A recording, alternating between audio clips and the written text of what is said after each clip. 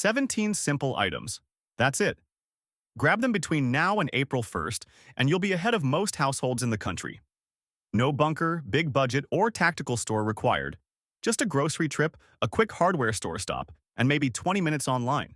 You might recognize some of these from past videos, and that's the point. After over a decade doing this, I've realized people don't need more knowledge. They need a nudge to take action. You already know water matters.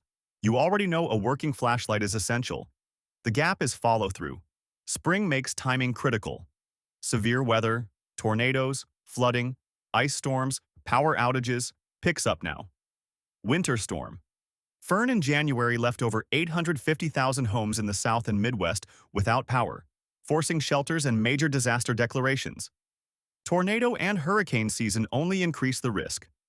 Climate Central reports about 80% of major U.S. power outages from 2000 to 2023 were weather-related, and the grid is aging while extreme weather grows more frequent. Preparedness isn't about the end of the world. It's about being ready for a rough week, a multi-day outage, empty grocery shelves, or a winter storm that makes travel unsafe. These events happen every year to regular people. The 2024 FEMA report shows only half of U.S. adults feel prepared, and many of those overestimate their readiness. Here's a practical, no-frills look at what matters, why, and how to get it done before the calendar flips. Let me start with the most important one, and I'll probably still be repeating this years from now, is water. I'm talking about water you've already stored.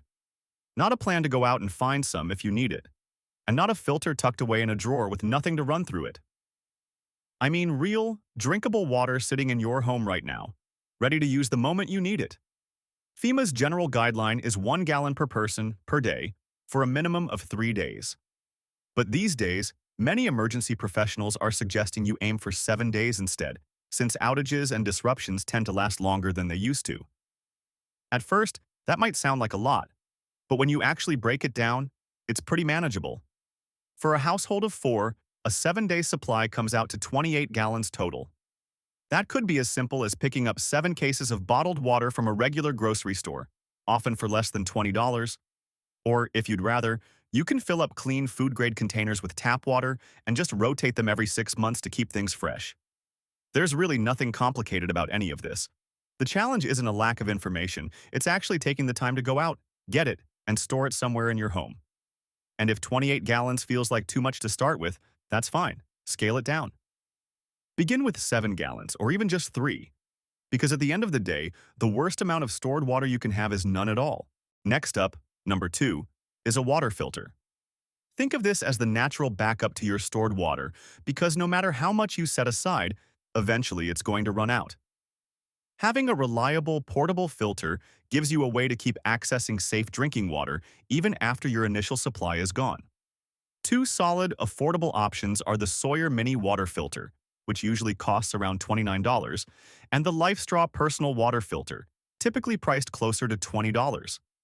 Both use hollow fiber membrane technology to remove bacteria and protozoa from water, making them effective for most everyday emergency situations. The Sawyer Mini is rated to filter up to 100,000 gallons, which is essentially a lifetime supply for most people. The LifeStraw, on the other hand, is designed for around 1,000 gallons, which is still plenty for short to medium-term use. What makes these especially practical is how compact and lightweight they are. They'll fit easily in a kitchen drawer, take up almost no space, and weigh just a few ounces. The Sawyer has an added convenience. You can screw it directly onto a standard disposable water bottle, which makes it incredibly simple to use on the go. Personally, I like to keep one in the kitchen, another in the car, and a third in a small bag near the door. At these price points, having backups just makes sense. Now, here's something a lot of beginners tend to miss. Most standard water filters don't remove viruses. In most parts of the United States, that's usually not a major concern. But in situations involving sewage contamination or major infrastructure breakdowns, it can become an issue. That's where chemical treatment comes in as a smart secondary option. Something like Aquamira water purification tablets or basic chlorine dioxide tablets costs just a few dollars and weighs next to nothing. It's an easy add-on. Just keep them stored alongside your filter, so you've got that extra layer of protection if you ever need it. Number 3 is a hand crank radio with NOAA weather alerts. When the power's out and your phone battery is on its last legs, this becomes your lifeline for knowing what's actually going on around you. Whether it's a tornado warning, a boil water advisory, or even an evacuation order, you need a reliable way to get updates. Something that doesn't rely on internet access, cell service, or a fully charged device. You can usually pick up a dependable hand crank radio in the $20 to $35 range, and a lot of them come with extra features built in. Many models also include a flashlight and even a basic phone charging function. It won't charge your phone quickly, but it can give you just enough power to make a call or check an important update when it really counts. It's a simple piece of gear, but it makes a big difference, so get one, and make sure it's stored somewhere easy to find. More importantly, everyone in your household should know exactly where it is and how to use it. That leads us into number 4, a dedicated flashlight, along with extra batteries. And no, I'm not talking about the flashlight on your phone. Your phone already has enough jobs: communication, navigation, staying informed, so draining its battery just to get light isn't a great trade-off. What you really want is a separate LED flashlight that can put out strong, reliable light and keep running for hours when you need it. Honestly, for most situations around the house, I'd even suggest going with a headlamp instead of a handheld flashlight. The big advantage is that it keeps both of your hands free, which becomes incredibly useful in real-life scenarios. Whether you're carrying a child, trying to make your way down a dark staircase, or reaching behind something like a furnace to find a shutoff valve, having both hands available makes things much easier and safer. You can usually pick up a solid headlamp for somewhere in the $10 to $15 range.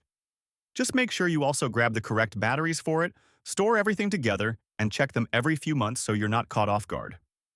A while back, I also put together a free guide that goes deeper into this kind of preparation, especially when it comes to food and storage.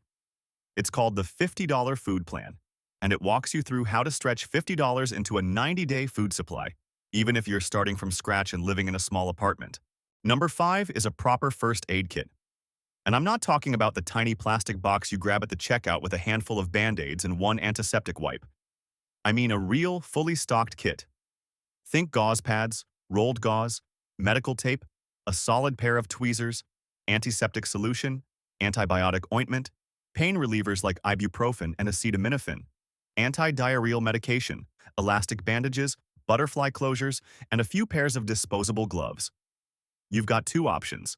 Buy a pre-made kit and add in anything it's missing, or put one together yourself straight from the pharmacy aisle for under $25. But here's the part most people miss. A first aid kit isn't something you just buy and forget about.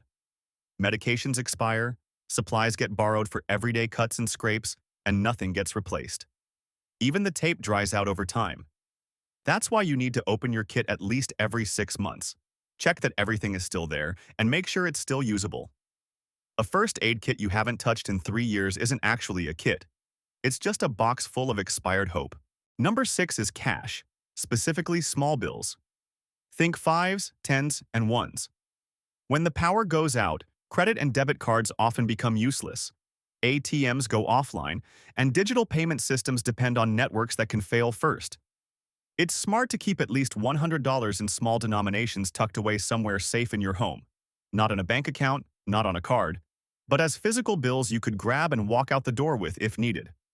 A real-world example. During Winter Storm Fern in Nashville, people were trying to buy gas, food, and other essentials, and many businesses could only accept cash because their payment systems were down. This isn't some hypothetical what if. It actually happened just a couple of months ago. Number 7 is a manual can opener. It might sound ridiculously basic, and that's exactly why it belongs on this list. The simplest things are the ones people most often forget. Everyone remembers to stock food, but many forget that canned food requires a way to open it. I've seen smart, capable people standing in front of a pantry full of beans and vegetables, completely stuck because their electric can opener won't work without power. And they don't own a manual one. A P38 military-style can opener costs about $1, while a standard manual crank opener runs $2 to $3. Grab 2. One for your kitchen and one to keep with your emergency supplies.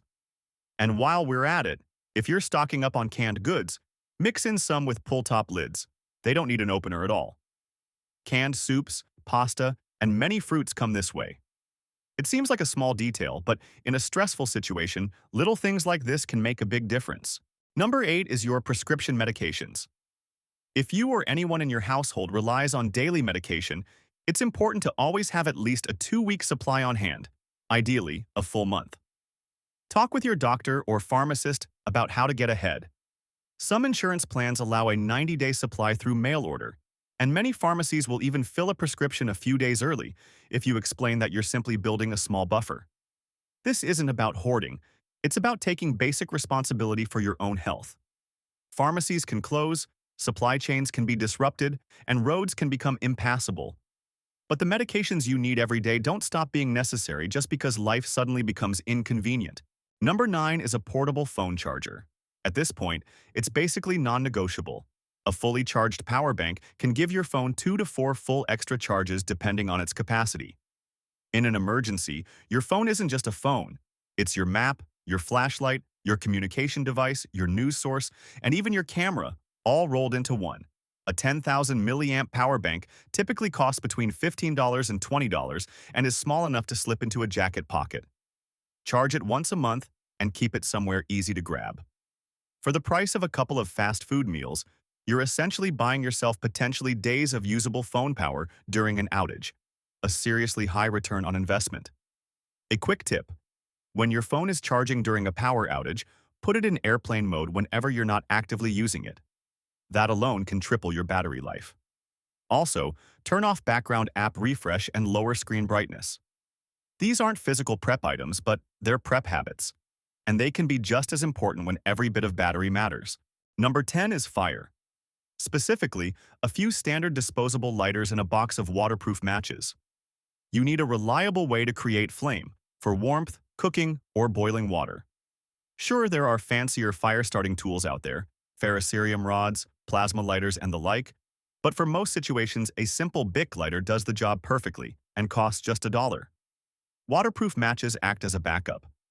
Together, you're looking at around $5, and they fit easily into a sandwich bag.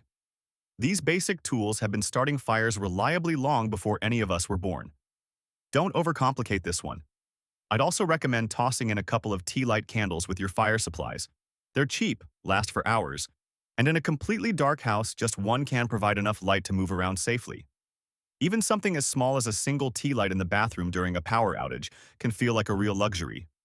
Little comforts like that matter more than you might think when an outage stretches past the first few hours. Number 11 is heavy-duty trash bags and wet wipes. I'm talking about the thick, contractor-grade bags, not the flimsy kitchen ones. In a prolonged power outage or water service disruption, sanitation can become a serious issue surprisingly quickly. Line a 5-gallon bucket with one of these bags, and you've got a functional emergency toilet. Beyond that, these bags can be used to contain waste, protect your gear from water, temporarily cover broken windows, or isolate contaminated materials. Wet wipes are equally essential. They help you maintain personal hygiene when showers aren't running and water isn't flowing.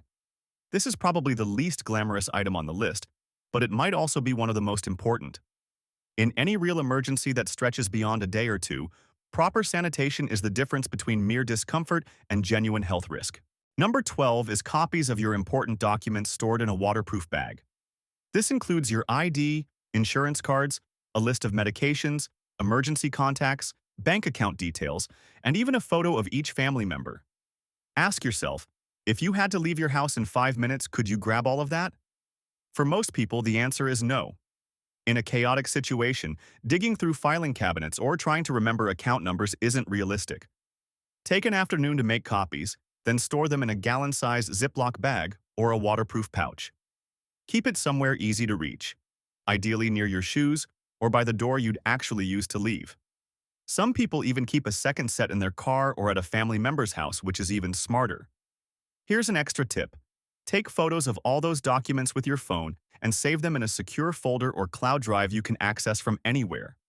That gives you a digital backup, while the physical copies are your fallback if your phone dies or the internet is down. Layers are key here. 1 is none, 2 is 1. All right, now that's covered. Let's move on to food. Items 13 and 14 go hand in hand. Rice and beans, along with canned goods. Rice and dried beans form the foundation of affordable, long-lasting emergency food. They're extremely inexpensive, store well for years in cool, dry conditions, and together provide a complete protein. A 25-pound bag of white rice usually costs around $12 to $15 at most grocery stores. Dried beans run about $1.50 per pound. For roughly $30 total, you can build a solid food foundation that could feed a family for weeks. A quick note on storage.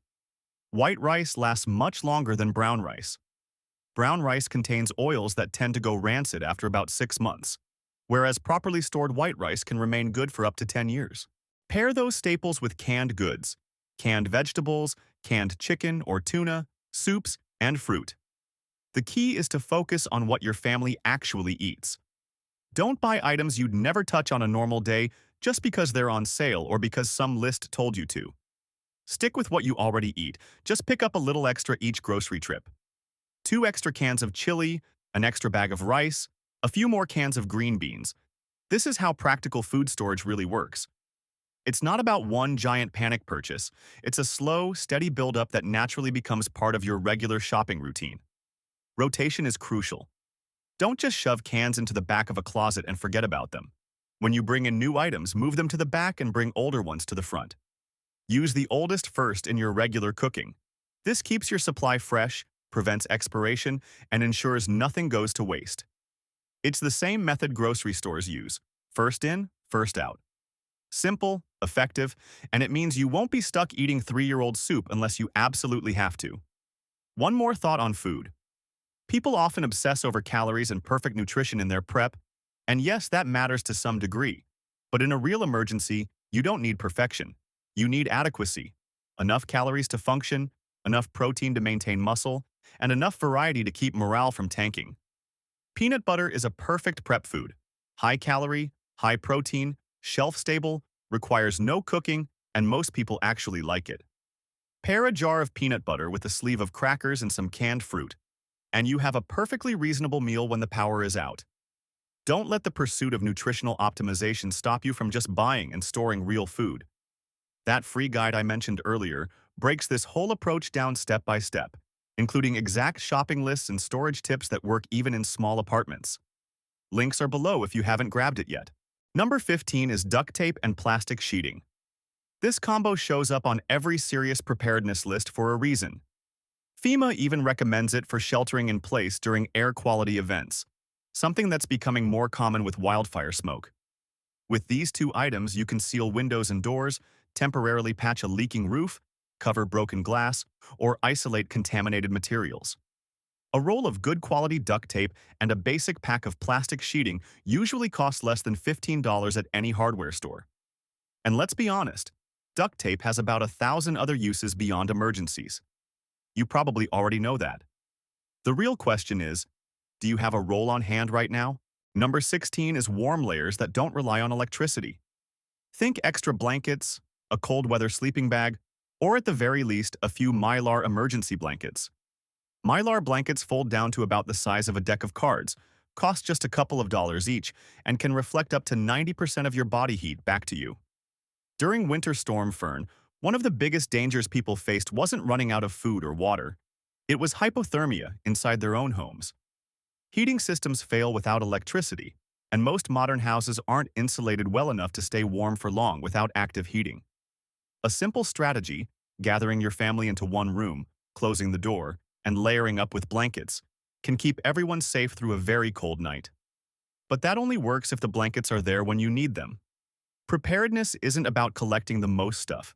It's about removing panic from difficult situations and giving yourself a practical edge. And finally, number 17 might be the most important item on this entire list. And the best part is, it costs nothing. A written plan. Sit down with everyone in your household, even if that's just you, and answer a few key questions. If you had to leave in 5 minutes, where would you go? What's your first choice and your backup? If you get separated, where will you meet? Who do you call first, and who's the backup contact? Where are the water and gas shutoffs? The circuit breaker? What's the plan if the power goes out for 48 hours? What about a week? Write all of it down. Stick a copy on the fridge and put another in your waterproof document bag. Writing it forces you to actually think through scenarios you've only vaguely considered. When something real happens, you won't be scrambling in your kitchen trying to make decisions under stress. Instead, you'll pull out a piece of paper and follow steps you already worked out calmly. That's a huge advantage, and it's completely free. If you have kids, turn this into a family conversation. It doesn't have to be scary. You can frame it like a fire drill at school. They can take small roles like grabbing the flashlight, packing the go bag, or remembering the neighbor's house as the meeting spot. Giving them a role turns anxiety into agency, and it works for adults too. Don't forget your pets. If you have animals, include them in your plan. Where will they go if you need to evacuate? Do you have a carrier ready? A few days' worth of pet food set aside? These details are easy to overlook but become urgent in the moment. Take a step back and look at this whole list. Nothing here costs a fortune. Nothing requires special skills. You don't need a huge house, a basement, or a garage full of gear. Even in a one-bedroom apartment on a tight budget, you can cover all 17 items in a few weeks of casual effort, roughly $150 to $200 total spread across a few shopping trips. I know some of you are thinking, I'll do it next month. But next month is April, and April brings severe weather. The whole point is to be ready before you need to be. The store isn't the place to figure out preparedness. The best prep isn't the one you planned or bookmarked, it's the one you actually go out and buy. When the next storm hits, or the grid goes down, or the roads close for a few days, you'll be the calmest person in the room. Not because nothing bad is happening, but because you already handled it. Preparedness isn't about fear, it's about quiet confidence, the peace that comes from knowing you've taken care of the basics. If this was helpful, hit subscribe and leave a comment. Tell me which of these 17 items you're tackling first, or which ones you already have covered. And if you know someone who's been meaning to get started, share this video with them. A small nudge from someone they trust is often all it takes. Stay steady, and I'll see you on the next one.